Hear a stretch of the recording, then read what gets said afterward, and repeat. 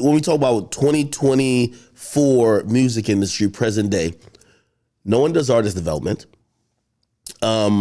It's kind of, you almost have to have like a little buzz via TikTok or something already. They want you already polished. You guys were going through this process that we all were watching, and it's the origin of how do you make it in the industry that requires everybody to be in shape, everybody to be perfect in terms of media training, everybody has to be on point when it comes to rapping, recording. Where the cheesecake at? Because I'm about to get into the whole infamous cheesecake thing. No, we about to get there. But before we, first of all. I was saying that to say because it was a military exercise. Yeah. A lot of the industry took it as public humiliation.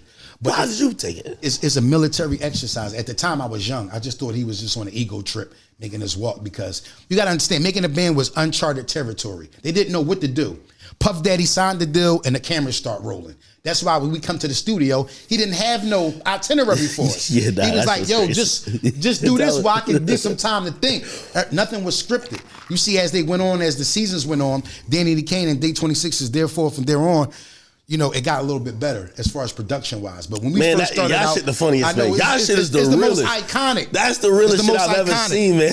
So when he made us walk, it was to make us come together as a group, as unity. Even though if he was the villain at the moment, because we had to be on a road to promote the album as a unity. So it's just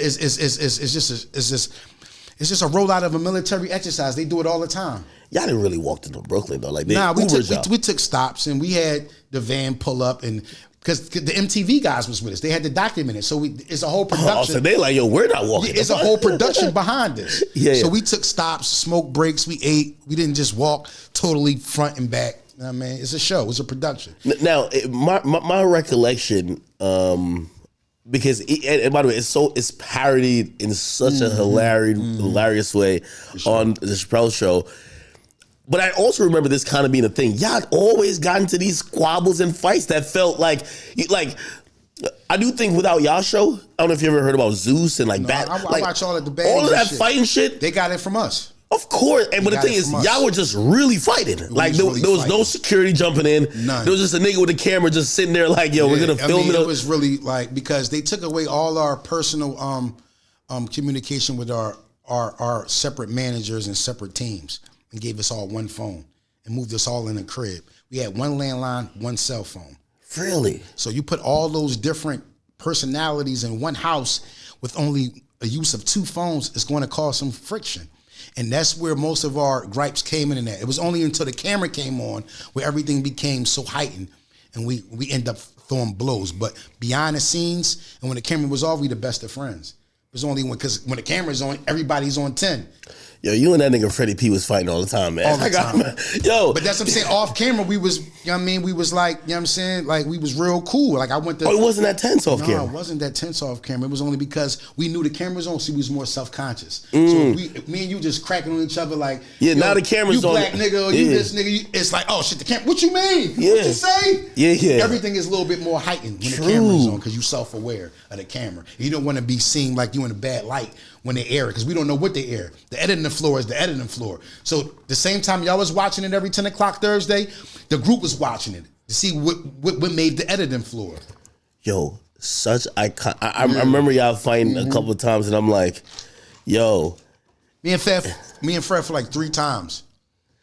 And the reason why we fought is because when we would do the little, I don't know, talk about Zeus and Batty, you know how they do the little testimonials? Confessionals, yep. The confessionals. So they would twist our stories around. So they would make it seem like I'm talking shit about Fred and his testimonial. Then they would make it seem like Fred talking shit about me. So by the time we see it on Thursday, now we on 10 when we see each other.